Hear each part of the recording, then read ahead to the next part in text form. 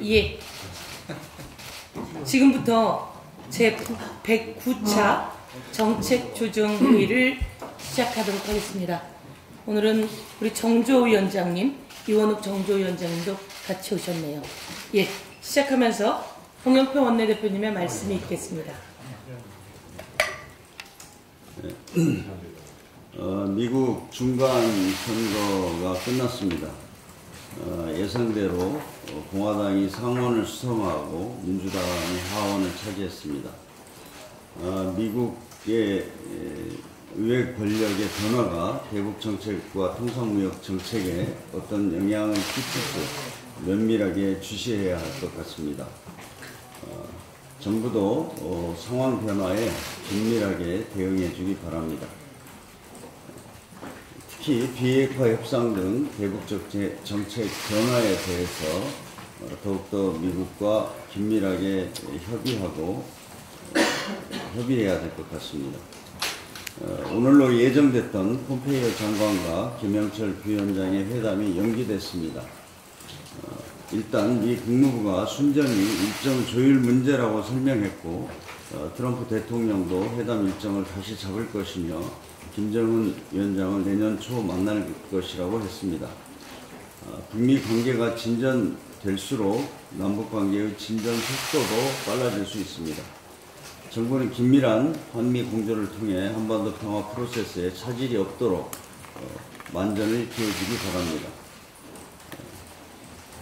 한반도 평화를 위한 미국 의회의 이해와 지지를 구하는 국회 차원의 초당적 노력도 이제 본격적으로 준비해야 할 것 같습니다. 이제 미국 의회가 바뀌었기 때문에 여야가 다시 한번 미국을 방문해서 초당적 외교에 나설 것을 요청드립니다. 여야정 국정상설협의체에서 합의한 내용들에 대한 후속 조치를 위해서 원내대표 간의 회동을 갖기로 했습니다. 아시다시피 여야정 협의체에서 합의된 내용들은 굉장히 내용이 많고 또 좁혀야 할 이견이 있는 법안들도 많이 있습니다.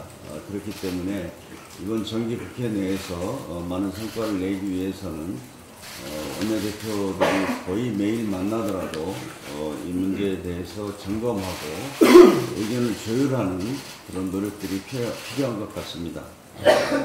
오늘 만나서 앞으로 실무적 문제를 어떻게 나갈 것인지 또 앞으로 법안 심사나 예산 등에 대해서도 원만한 타결을 위해서 일정 조율 같은 것도 함께 하도록 하겠습니다.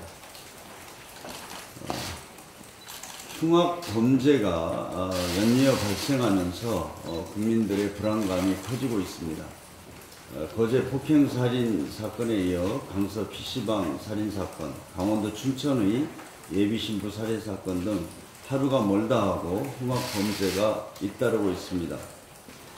정부의 경찰 등 관계기관은 흉악 범죄 예방과 대응에 총력을 다해주기 바랍니다. 특히 경찰은 폭력사건에 안이하게 대처했다가 나중에 강력범죄로 확대되지 않도록 철저하게 대비해야 합니다. 국회도 국민 안전을 지키기 위한 안전입법을 마무리하겠습니다. 지난 5일 여야정 협의체 회의에서 강서 PC방 사건, 음주운전 처벌을 강화하는 윤창호법, 불법 촬영 유포행위 처벌을 강화하는 성폭력 범죄 처벌 특례법을 처리하기로 합의했습니다. 여야 간에 이견이 없는 국민 안전 입법인 만큼 서둘러 처리하겠습니다. 해당 상임위에서도 논의 속도를 높여주기 바랍니다. 특히 윤창호법과 성폭력 범죄 처벌 특례법은 상임위 심사를 조속히 마무리하고 오늘 15일 본회의를 개최해 처리할 것을 야당에 제안합니다. 이상입니다. 예, 다음은 김태년 정책위 의장님의 말씀이 있겠습니다. 내년도 일자리 예산안에 대한 야당의 터무니없는 정치 공세가 계속되고 있습니다. 문재인 정부는 고용난 타개를 위해서 내년도 일자리 예산을 올해보다 22% 확대한 23조 5천억 원을 편성을 했는데요. 이 중에 절반 정도인 11억 5천억 원은 민간 일자리 창출 지원 예산입니다. 또 약 구직급여 등 실직자 소득 안정은 8조 원 규모로 35% 정도 해당됩니다. 재정 지원을 통해 직접 일자리를 만드는 것은 3조 8천억 원으로 16% 수준입니다. 즉 내년 일자리 예산의 핵심 목표는 민간의 일자리 창출을 늘리고 취약계층에 대한 지원을 확대하는 것입니다. 그런데 자유한국당에서 이번 일자리 예산을 두고 세금 퍼주기, 단기 알바 이렇게 공격을 하고 있습니다. 지난해에 이어서 올해도 예결위에서 일자리 예산 발목 잡기에 올인하고 있는 꼴인데요. 지금 국민들의 삶이 팍팍한데 이런 정치 공세에만 골몰하는 게 옳은 것인지 자유한국당이 한번 되돌아봤으면 좋겠습니다. 자유한국당 주장에 대해 팩트를 말씀드리겠습니다. 먼저 자유한국당이 단기 알바, 가짜 일자리라고 말하는 직접 일자리 예산은 노인, 장애인 등 취약계층을 위한 맞춤형 일자리를 만들기 위한 예산입니다. 노인 일자리 61만 개 등 일자리 취약계층에게 최소한의 생계 기회와 자립의 기회를 제공하기 위해서 마련한 것입니다.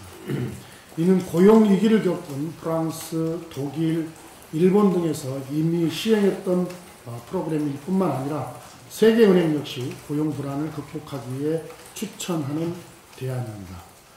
고용 부진 상황에서 노인, 장애인 등 시장에서 취업이 어려운 계층 정부 예산이 고용 창출에 버팀목 역할을 해줘야 합니다.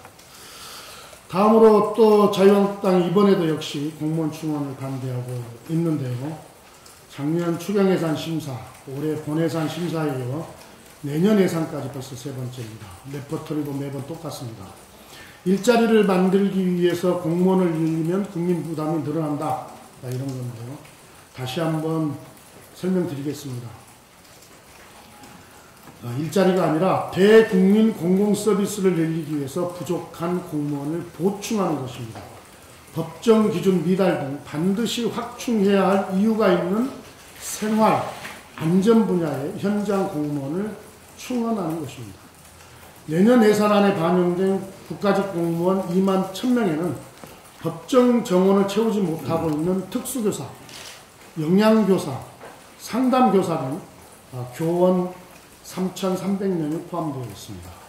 그리고 파출소 등 현장경찰, 집배원, 공항 등 현장 검역관, 근로감독관 등이 포함되어 있습니다.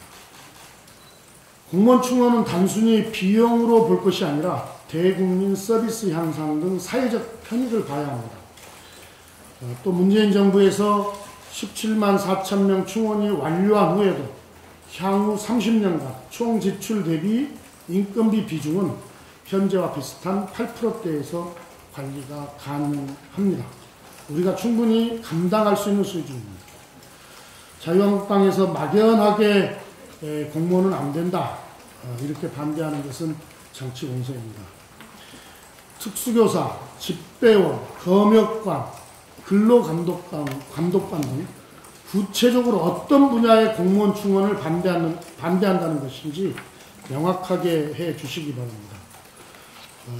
저희 더불어민주당은 내년도 예산이 공공 부분이 선도하고 민간 부분이 함께하는 일자리 성장의 마중물이 될 수 있도록 최선을 다할 것입니다. 특히 국민의 어려운 삶을 해결하는 데 예산이 적재적소에 쓰일 수 있도록 보다 면밀하고 세심하게 심사에 임하겠습니다. 자유한국당에게도 강력히 촉구합니다. 정부 발목만 잡을 수 있다면 국민 삶이야 어떻게 되든 말든 상관없다는 무책임한 정치 공세를 중단하고 일자리 예산의 원활한 처리에 적극 협조해 주시기 바랍니다. 이상. 예, 감사합니다. 국민 경제의 마중물, 국민 일자리의 마중물 예산 제대로 통과시켜 내겠습니다. 다음은 신동근 원내부대표님의 말씀 있겠습니다. 예, 신동근 부대표입니다. 오늘도 국회 품격을 높이자는 의미에서 한 말씀 드립니다. 지난 월요일부터 2019년도 470조 원의 예산을 심의하기 위해서 밤늦게까지 예산결산 특별위원회가 열리고 있고 어제는 새벽 1시가 넘어서까지 회의를 했습니다. 물론 회의가 길어진 데에는 심도 깊은 질의가 연일 이어지고 있기 때문이기도 하지만 쓸데없는 공방으로 시간을 낭비하기도 했습니다. 잘 아시다시피 바로 야지 논란인데요. 질의 중간에 끼어들어 방해한다는 의미에서 일본어인 야지라는 표현이 가감없이 국민께 그대로 노출되어 공방이 일어났습니다. 하필이면 지난 2월 상임위원회에서 위원장에게 자신의 발언에 겐세히 놓지 말라고 외쳤던 분이 어제 야지 논쟁도 함께 했습니다. 이쯤 되면 일본어 사랑이 과한 것이 아닌가 싶습니다. 국회 방송으로 생방송되고 있고 또 국민들이 지켜보고 있는 신성한 국회에서 세간에서는 약간의 비하어로 쓰이는 일본어를 버젓이 계속 사용하는 것은 국회의 품격에 맞지 않는다고 생각합니다.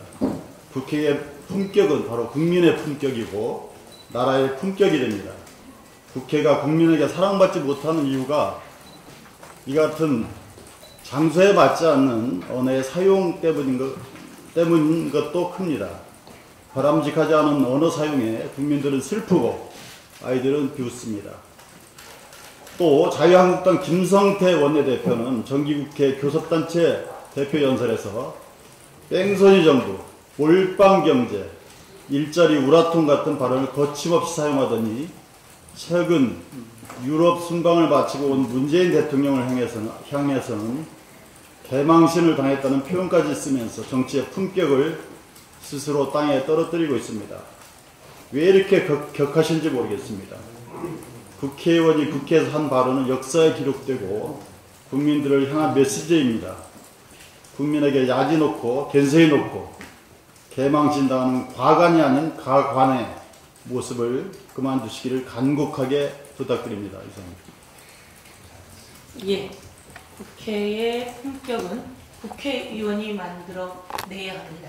다음은 이원욱 정책조정위원장님의 말씀이 있겠습니다. 네, 사정조위원장 맡고 있는 이원욱입니다. 어저께 KDI에서 올해 경제성장률을 2.7%로 낮추고 내년 경제성장률을 2.6%로 낮춘다라고 하는 발표를 했습니다. 아울러 올해와 내년에 실업률을 3.9% 정도로 보고 발표를 했는데요. 아마도 고용 한파까지 우려하고 있는 거 아닌가 생각합니다. 그러면서 민간 소비와 내수 부진이 고용 한파와 실업률을 낮추게 된 주요 원인이었다라고 얘기를 덧붙였습니다. 앞으로 한국 경제에는 미중 무역 분쟁 등 대외 리스크의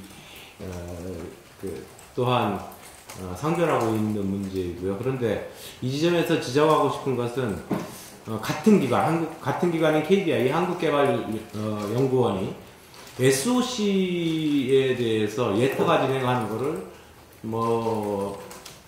5년, 10년, 심지어 10몇 년 동안 진행을 하지 않음으로 해가지고 SOC 투자에 대한 발목을 붙잡고 있다라고 하는 겁니다.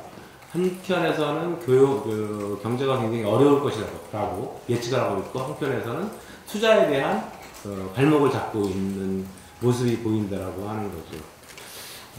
누구나 알듯이 건설 부분에 대한 투자는 고용을 늘어내고 경제를 활성화시키는 데 있어서 가장 결정적 역할을 합니다. 특히나 SOC는 다른 분야하고 틀리게 현재에 대한 문제뿐만 아니고 우리 경제의 앞으로의 미래에 대한 투자이기도 하고 복지이기도 하다라고 하는 얘기들이 많이 나오고 있습니다. 그래서 SOC에 대한 투자를 빨리 확정하기 위해서 빠른 KDI가 빨리 좀 결정을 해줘야 될 것 같다. 예타를 빨리빨리 내줘야 될 것 같다 하는 생각과 함께 만약에 우리 정부에서도 예타 면제 사업으로 해서 SOC에 대한 투자를 보다 더 적극적으로 검토해야 되지 않겠는가라고 하는 생각입니다. 경제가 어려울 때 재정 확대 정책을 펴으로 해서 경제 활력을 불어넣는다라고 하는 것은 아주 가장 기본적인 경제 원리이고요. 이번에 내년도에 경제 활력을 불어넣기 위해서 SOC 제도에 대한 전면적인 검토를 좀 해야 될 것이라고 생각하고 있습니다. 이상입니다. 예, 감사합니다. 대법관 인사청문 특위 빨리 구성해야 합니다. 이제는 말로는 되지 않는 상황이 아닌가 이렇게 생각합니다. 대법관 인사청문 특위 벌써 한 달이 지났습니다. 자유한국당 원내 수석 부대표께서는 빨리 구성하겠다라고 이야기를 하고 원내 대표께서는 감감무소식 답변이 없습니다. 대법원에 쌓여있는 사건 수가 3만 건이 넘는다고 합니다. 대법관 한 명당 지금 담당하는 사건 수는 3,800여 건이라고 합니다. 그런데 자유한국당에서 대법관 인사청문 위원까지 구성하고 있지 않는 것은 그의 속내는 대법관이 마음에 들지 않는 모양입니다. 이 대법관 추천하지 않으려고 하는 작심 행동을 하고 있는 것 같습니다. 이것이 진정 그들이 보이고 있는 사법농단의 모습 아닌가 이렇게 규탄하고 싶습니다. 국민의 가슴에 멍이 들고 있습니다. 헌법이 보장하고 있는 국민의 재판받을 권리를 침해하고 있는 것 바로 자유한국당이다. 이렇게 한 번 더 말씀드리겠습니다. 5.18 민주항쟁 진상규명위원회도 마찬가지입니다. 얼마 전 국방부 장관께서 사과했습니다. 38년 전의 일입니다. 바로 대한민국에서 대한민국 대통령이라고 하는 자가 국민을 향해 총칼을 휘둘렀고 총칼을 들고 있는 군인에 의해서 우리 꽃다운 여성들이 성폭행당했고 38년 동안 목숨을 잃거나 가슴속에 묻어서 처절하게 살아왔습니다.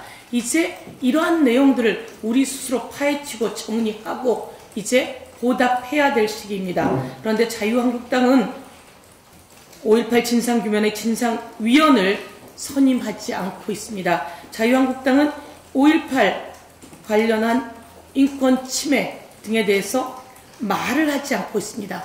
국정감사 과정 중에서도 한마디 이에 대해서 사과하는 사람도 그리고 여기에 대해서 진상규명을 이야기하는 사람도 없습니다. 이쯤 되면 5.18 학살은 바로 공범의 수준 아닌가 이렇게 말씀드리지 않을 수 없습니다. 마지막으로 한 말씀 더 드리겠습니다. 대표님께서도 말씀하셨지만 술을 먹고 술 때문에 기억이 나지 않습니다 라고 하고 자기가 저지른 엄청난 범죄 행위를 감경받는 사례가 있어 왔습니다. 바로 내년에 출소하는 조두순 관련한 내용입니다.